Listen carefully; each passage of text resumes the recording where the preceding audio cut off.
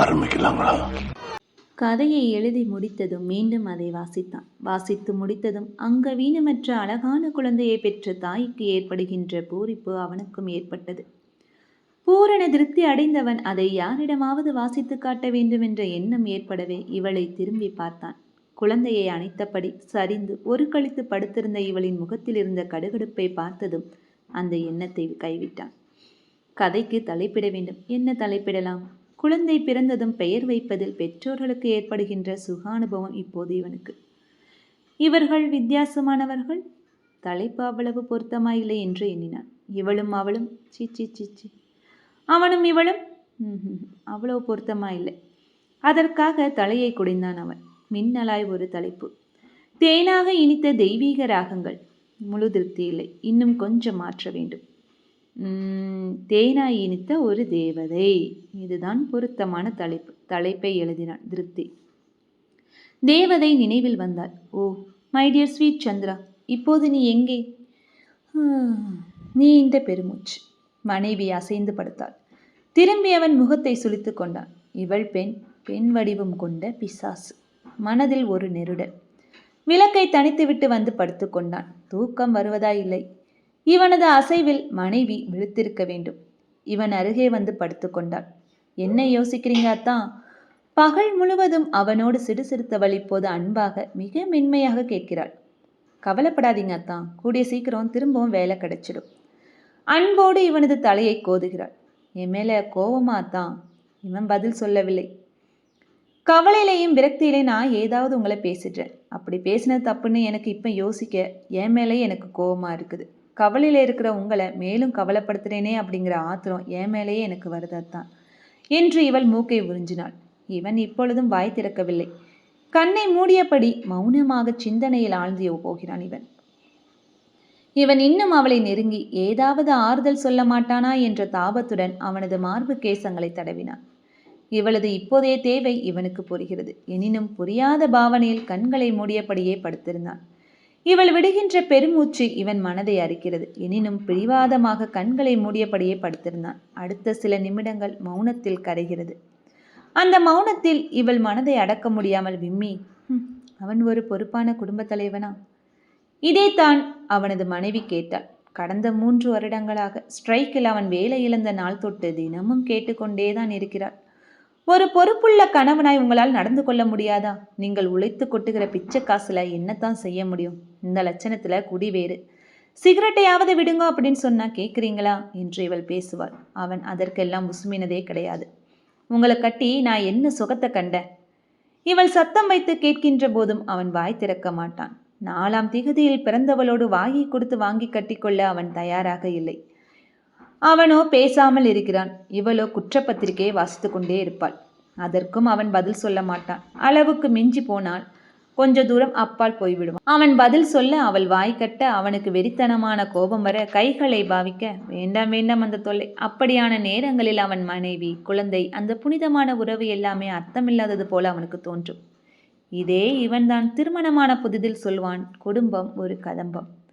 அதிலே உள்ள பூக்கள் பலமாக நாற்கயிற்றால் இணைக்கப்பட்டு நெருங்கி ஒன்றோடு ஒன்று ஐக்கியமாகி பூக்களின் தனித்தன்மைகளை இழந்து மாலையாகி இன்று மாலை களைந்து பூவாய் சிதறியிருப்பது போல அவனும் தனியாய் உணர்ந்தான்.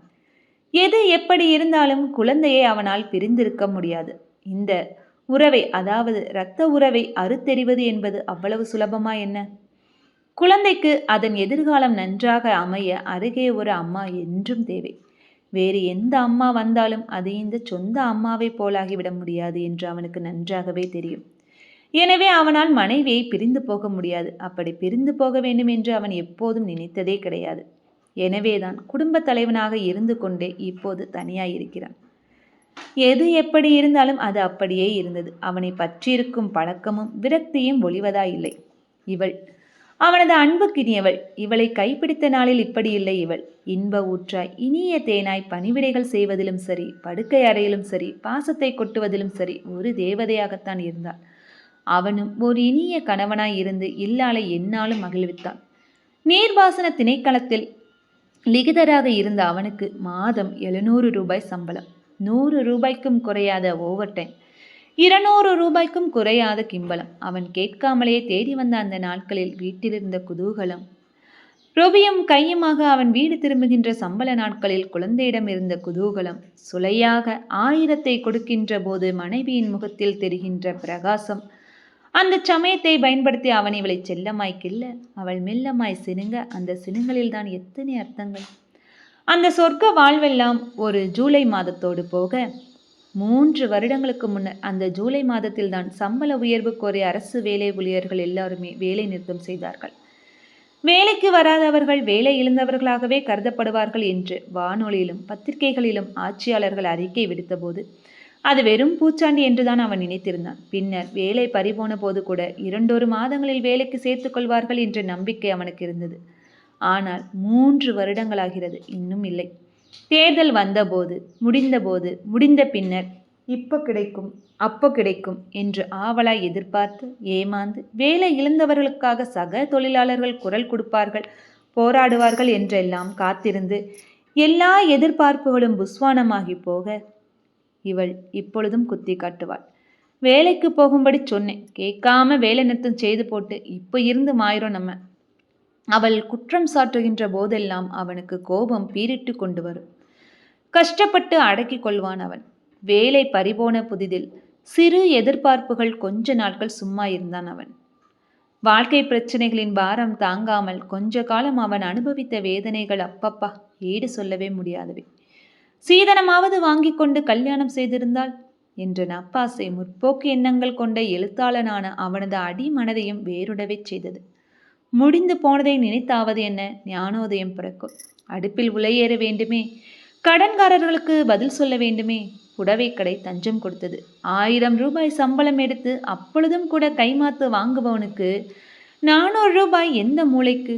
வாழ்க்கை செலவு மலை போல உயர்ந்துவிட்ட இந்த வேளையில் யானை பசிக்கு சோளப்பொரிதான். படம், திருவிழா, பயணம் எல்லாவற்றையுமே கட்டுமட்டுப்படுத்தி வெறும் சோற்றுக்காக வாழ்ந்து கொண்டு இத்தனை வேதனைகளுக்கும் இடையில் ஒரே ஒரு ஆத்ம திருப்தி என்றால் அது கதை எழுவது மட்டும்தான் அவனுக்கு. வேலை நிறுத்தத்தின் போது வேலை இழந்தவர்களின் பிரச்சனைகளை வைத்து பல கதைகள் புனைந்தான். ஆட்சியாளர்களுக்கு பயந்தோ அல்லது அவர்களுக்கு காக்காய் பிடிக்க வேண்டும் என்ற எண்ணத்திலோ சில பத்திரிகைகள் அவனது அருமையான சிறுகதைகளை கூட நிராகரித்தன. வேறு சில பத்திரிகைகள் பிரசுரிக்கவும் செய்தன. ஆனால் அவன் எதையும் பொருட்படுத்தாமல் எழுதி கொண்டே இருந்தான். மனைவி சீருவாள்.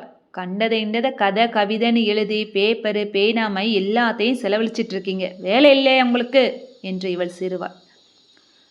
அவனும் அவளும் காதலர்களாக சஞ்சரித்த காலத்தில் அவனது மீன் குஞ்சுகள் கதைக்கு இலக்கிய சிந்தனை பரிசு கிடைத்த போதும், புலி கதைக்கு தங்கப்பதக்கம் கிடைத்த போதும், பின்னர் அது தெலுங்கிலும் ஹிந்தியிலும் மொழிபெயர்க்கப்பட்ட போதும் அவள் என்னமாய் பூரித்து பாராட்டினாள்.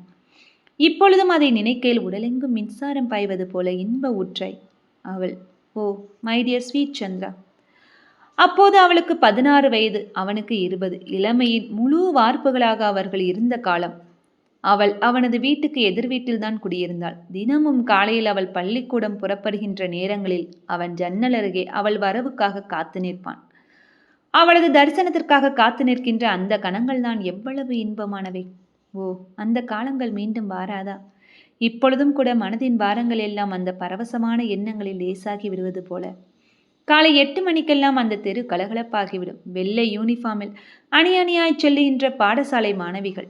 அவளும் வாசல் கேட்டை திறந்து கொண்டு வந்து வெளியே வந்து மற்ற மாணவிகளோடு கலந்து போய் அந்த ஒரு கணத்தில் கண்ணை வெட்டி அவன் பக்கம் திருப்பி விழிகளோடு விழிகளை பொருத்தி, பப்பா, நாள் முழுவதும் அந்த தரிசனத்தை நினைத்து பார்ப்பதிலே இன்பமாய் கரைந்து போகும். இந்த பேரழகி எனக்கு கிடைப்பாளா? இந்த இனியவள் என்னவள் ஆவாளா? நித்தம் நித்தம் மத்தாப்பாய் விரிகின்ற இனிய நினைப்புகள், அந்த நினைப்புகளிலே கிடைக்கின்ற சொர்க்கலோகம். மாலை வேளைகளில் அவள் அக்காவின் குழந்தையை தூக்கி தாலாட்டும் சாக்கில் வாசல் பக்கம் வந்து குழந்தையோடு விளையாடுவது போல இவனுக்கு சைகை காட்டி அவளோடு கதைக்க வேண்டுமே என்று அவன் துடித்த துடிப்பு இருக்கிறதே அப்பப்பா! ஆனால் அந்த வாய்ப்பும் அவனை தேடி வந்தது. கண்ணகை அம்மன் ஆலயம் 3 அவன் அடைந்த போது அவனது கண்களை அவனாலே நம்ப முடியாமல் போனது. ஓ, அவளேதான். அம்மனின் முன் நின்று மனமுருகி ஒரு தேவதை போல் பிரார்த்தனை செய்து கொண்டிருந்தாள். அம்மனை தரிசிப்பதா அல்லது அவளை தரிசிப்பதா? அவன் மனதில் ஒரு போராட்டம். இறுதியில் அம்மன் தான் தோற்று போனாள். அவனது கண்களிலும் மனமெங்கும் நிறைந்து நின்றவள் அவள்தானே. மிக நெருக்கத்தில் முதலாக பார்க்கின்ற போது அந்த அழகான நிலாமுகமும் நாக கூந்தலும் சந்தன நிறத்தில் பளபளப்பான மெல்லிய இடையும் நெருக்கத்தில் அவனது அசைவில் அவள் கண் விழித்து மருண்டு நோக்கி நாணம் மேலிட தலையை குனிந்து நின்று அவன் அவளது அழகில் நெருக்கத்தில் தடுமாறி நின்று எப்படி பேச்சை ஆரம்பிக்கலாம் என்று தடுமாறி கொண்டிருக்கையில் நான் போயிட்டு வரேன் என்று முணுமுணுப்பது போல் கூறிவிட்டு அவள் அவ்விடத்தை விட்டு போய்விட்டாள். தேவி தரிசனம் கிடைத்துவிட்டது. இனி அவளோடு பேச வேண்டும். மறுநாள் அதுவும் நிறைவேறியாயிற்று.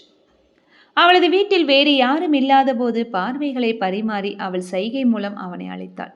அவனும் வாய்ப்பை நழுவ விடவில்லை. நெருக்கத்தில் நின்று கண் வெட்டாமல் அவளையே விழுங்கி விடுபவன் போல் பார்த்து கொண்டிருந்தான். அந்த பார்வையின் தீட்சண்யத்தில் அவன் இமைகள் படபடக்க வெளிமலர்த்தி அவனது பார்வையுடன் ஒன்றிப்போய் அந்த ஒரு கணத்திற்காக பிறப்பெடுத்தது போதும் என்றிருந்தது அவனுக்கு. அவளது இனிய நினைப்பில் ஆழ்ந்து இவன் இந்த நீண்ட உறக்கம் வாராத இரவில் நெடிய பெருமூச்சு ஒன்றை விடுத்தான். அருகே படுத்திருந்த மனைவி மீண்டும் இவனது பக்கம் திரும்பி தனது கைகளை அவனது மார்பில் படரவிட ஏனோ இவனுக்கு எரிச்சலாக இருந்தது. மறுபுறம் திரும்பி ஒரு கணம் கண் விழித்து பார்த்தபோது அந்த மங்கலான ஒளியில் எதிரே படுத்திருக்கும் அவர்களது குழந்தை தூக்கத்தில் சிரித்தபடி புரண்டு படுகிறான். பிஞ்சு கால்களும் கைகளுமாக மெத்தென்ற உடலுடன் அந்த சின்ன கப்பளி சட்டைக்குள் அடக்கமாகி அயர்ந்து தூங்கும் தன் குழந்தையை பார்த்ததும் மனதெங்கும் ஓர் இன்ப பிரவாகம் பெருக்கெடுத்து ஓடுவது போல உணர்ந்தான். இந்த அழகான குழந்தைக்கு தன்னை அப்பாவாக்கி பெயர் சொல்ல வைத்த பெருமை 10 மாதங்கள் சுமந்து பெற்ற இவளுக்குத்தான் சொந்தம் என்று நினைக்கையில் இவள் என்னுயிர் மனைவி, என்னோடு 2 கலந்து ஐக்கியமானவள் என்ற நினைப்பு ஏற்பட்டது. எனினும் அதனையும் மீறி ஒரு மெலிதான வெறுப்பு. இவளது கைகளை விலக்கிவிட்டு மீண்டும் இனிய நினைப்புகளில் மிதக்க ஆரம்பித்தான். அவள் மரத்தில் சாய்ந்து கொண்டு அவனுக்காக காத்திருக்க அவன் பூரிப்போடு அவள் அருகே வந்து அவளை ஒரு கணம் உச்சி முதல் பாதம் வரை பார்த்து பருகி ஷாம்பு வைத்து முழுகிய கூந்தல் காற்றில் படபடக்கும் அழகையை ரசித்து பேச வார்த்தை வாராமல் அவளும் நிமிர்ந்து அவனை நோக்கினாள். கண்கள் சங்கமித்ததும் சட்டென்று பார்வையை தாழ்த்தி கொண்டாள். ஒரு கணம் அந்த இளமையில் திளைத்து நின்று இவளுக்காக, இந்த காதலுக்காக, சுகமான பேரின்பத்திற்காக எதையும் இழக்கலாமே என்று பூரித்து நின்றான். அவளது இதழ்கள் மெல்லமாய் அசைந்தனவே அன்றி வார்த்தைகள் வரவில்லை. அவன்தான் பேச்சை ஆரம்பித்தான். சந்திரா. நிலம் நோக்கி நின்று அவள் அந்த இனிய அழைப்பில் சட்டென்று நிமிர்ந்தாள். என்ன என்பது போல புருவங்களை நிமிர்த்தி குழிவில புன்னகித்தாள். அவன் மௌனமானான். சொல்ல வந்ததை சொல்ல முடியாதது போல ஒரு தவிப்பு. ஈற்றில் சொல்ல நினைத்ததை ஒருவாறு சொல்லி முடித்து விட்டான். மலர்ச்சி, மகிழ்ச்சி, குறுகுறுப்பு, உள்ளமெல்லாம் இன்ப ஊற்றாய் போக அந்த சுகமான நினைவை விட்டு அகலாத காலங்கள் அன்று தொற்று ஆரம்பமான இனம் புரியாத பிணைப்பில் அவனும் அவளும் காதல் பறவைகளாக உலகை மறந்து முதல் முத்தத்திற்காகவே பிறவி எடுத்தது போல் பூரித்து நின்று எதிர்பார்ப்பிருந்தால் தானே காதல் சுவைக்கும். வழக்கமாக காதல்களுக்கு வில்லிகளாக வருகின்ற பெற்றோர்கள்தான் இவர்களது விஷயத்திலும் வில்லர்களாக வந்தார்கள். அழுகை, கண்ணீர், விரக்தி, பிடிவாதம், வைராகியம் என்று அந்த நாட்களை நினைக்கின்ற போது இப்பொழுதும் இவனுக்கு புல்லரிக்கிறது. அவளுக்காக உயிரை விடவும் தயாராக இருந்த அவன், அவனுக்காக அதற்கு மேலும் செய்ய தயாராக இருந்த அவள். அந்த நினைப்பில் படுக்கையில் படுத்திருக்க முடியாமல் அவன் உருண்டு சரிந்தான். ஏன் அத்தான், நித்திர வரவில்லையா என்ற பலமான யோசனை.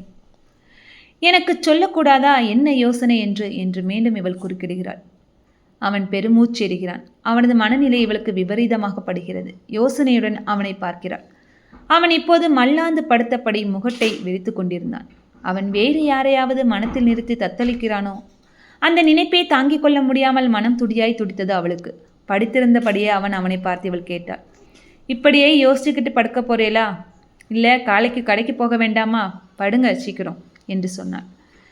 இவன் யோசனையுடன் அவளை பார்த்தான். என்னை கொஞ்சம் நிம்மதியாக படுக்க விட மாட்டியா? அவன் இவள் மீது எரிந்து விழுந்தான். அவனது சீரலில் இவள் ஒரு கணம் திகைத்து போகிறாள். இப்போது அவனிலிருந்து விலகி ஒரு கழித்து படுத்துக்கொள்கிறாள் அவள். கொஞ்ச நேரம் மௌனத்தில் கரைகிறது. பின்னர் இவளிடம் இருந்த கண்ணீரும் கேவல்களும் வெடிக்கவே அவன் பதறி போகிறான். நிகழ்ந்துவிட்ட சினப்புகள் எவ்வளவு அனாவசியமானவை என்ற குற்ற உணர்வு உள்ளவனாய் அவன் மனதை உறுத்துகிறது இப்போது அவனுக்கு. ஆனால் இவளும் நடைமுறையில் இப்படித்தான் என்பதை உணர்கின்ற போது அனுதினமும் முட்டி மோதும் பொருளாதார பிரச்சனைகளால் இவளும் ஆத்திரத்தில் சினந்துவிட்டு இப்போது அது தவறு என்று கலங்கி மன்னிப்பு கேட்டு சந்திரா, என்னை மன்னிச்சிடுமா, மானசீகமாய் ஒழிக்கிறது. என்ன சந்திரா அழுகிற என்று இவள் பக்கம் திரும்பி கன்னத்தில் வடியும் கண்ணீரை துடைத்து அருகே இழுத்தணைத்து, அழாதே சந்திரா என்று ஆறுதல் சொல்கின்ற போது, சி, வீணாக கோபித்து விட்டேனே என்ற எண்ணம் பிறக்கிறது அவனுக்கு. அவளாக இருந்தபோது இனித்த இதே சந்திரா காதலி என்ற ஸ்தானத்திலிருந்து மனைவி என்ற ஸ்தானத்தை அடைந்து ஒரு குழந்தைக்கும் தாயாகிவிட்ட இந்த நிலையில் ஏன் இனிக்கக்கூடாது? இவள்தான் அவள், அவள்தான் இவள். அவனது காதலி மனைவி இரண்டுமே ஒரே சந்திராதான் என்பதை நினைத்து பார்த்தபோது புறச் சூழ்நிலைகள் தான் மனிதனை எவ்வளவு தூரம் பாதித்து விடுகிறது என்று எண்ணிக்கொண்டார். இன்னும் இவளது விசும்பல் அடங்கவில்லை. ஈரமாகிவிட்ட தலையினிலிருந்து அவளது முகத்தை மீண்டும் அருகே இழுத்து அணைத்து முத்தமிடுகின்ற இந்த நேரத்தில் இந்த முத்தமும் முதல் முத்தமாக இனிக்கின்றது அவர்களுக்கு.